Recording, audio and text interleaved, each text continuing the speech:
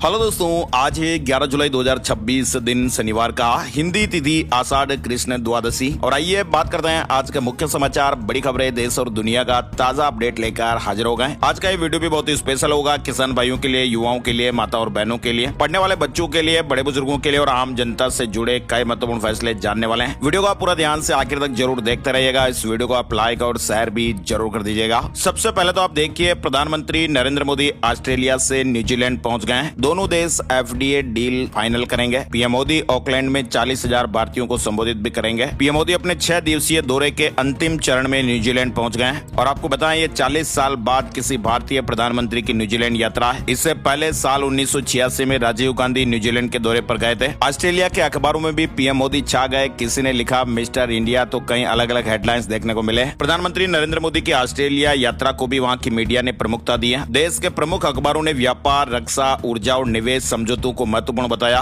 और पीएम मोदी की जमकर तारीफ भी की है। दोनों देशों के बीच कई महत्वपूर्ण क्षेत्रों में सहयोग बढ़ा है। चलिए आगे बढ़ते हैं। बड़ी खबर आप देखिए, केंद्र सरकार ने राष्ट्रगान जन गण मन और राष्ट्रीय गीत वंदे मातरम को लेकर सभी राज्यों और केंद्र शासित प्रदेशों और केंद्रीय मंत्रालयों को नए निर्देश जारी कर दिए हैं। मंत्रालय ने कहा कि नियमों में पहले से तय है कि किन कार्यक्रमों में दोनों को गाना या बजाना जरूरी है। साथ ही मंत्रालय ने कहा कि एक ही कार्यक्रम में दोनों में से पहले वंदे और फिर जनगण मन होगा और जिन राज्यों में राज्य गीत होता है वहाँ भी सीक्वेंस का पालन करना होगा। साथ ही बड़ी खबर आ रही है, 12% से ज्यादा अल्कोहल वाली दवा बिना प्रिस्क्रिप्शन के नहीं मिलेगी। कफ सिरप और टॉनिक पर सबसे ज्यादा असर देखने को मिलेगा। साथ ही मेडिकल स्टोर को 3 साल का रिकॉर्ड भी रखना पड़ेगा। ताजा अपडेट के मुताबिक केंद्र सरकार ने 12% से ज्यादा अल्कोहल मिक्स दवाइयों की खुली बिक्री पर रोक लगा दी है। ये नियम 30 मिलीलीटर से ज्यादा बड़ी बोतल के लिए है। यानी अब ये दवाइयाँ डॉक्टर के प्रिस्क्रिप्शन के बिना खरीदी या बेची नहीं जा सकेगी। और मेडिकल स्टोर के लिए भी खास निर्देश दिए गए हैं कि भाई अब मेडिकल स्टोर को इन दवाइयों की बिक्री का पूरा रिकॉर्ड एक अलग रजिस्टर में रखना पड़ेगा। चलिए मौसम और मानसून से जुड़ा अपडेट फिलहाल देख लेते हैं। सैटेलाइट इमेज में राजस्थान और गुजरात से बादल गायब नजर आ रहे हैं। बिहार और झारखंड में फिलहाल कई इलाकों में रेड अलर्ट है। बात यह है कि सुपर टाइफून 22 से अब देश में मानसून की गतिविधियां थोड़ी धीमी पड़ेगी। मानसून पूरे देश में पहुंच चुका है, लेकिन अब जो नई तस्वीरें सामने आ रही हैं वो आप देख सकते हैं। मौसम विभाग के सैटेलाइट इमेज में मध्य भारत में मानसून अभी ज्यादा एक्टिव है। मध्य प्रदेश, छत्तीसगढ़, झारखंड, बिहार, पश्चिम बंगाल और पूर्वोत्तर तक बादल दिख रहे हैं। दूसरी ओर आप देखिए, गुजरात, राजस्थान, हरियाणा, पंजाब और पश्चिमी हिस्सों में मानसूनी बादल अब गायब नजर आ रहे हैं। यानी आने वाले दिनों में बारिश की कम संभावनाएं दिख रही है।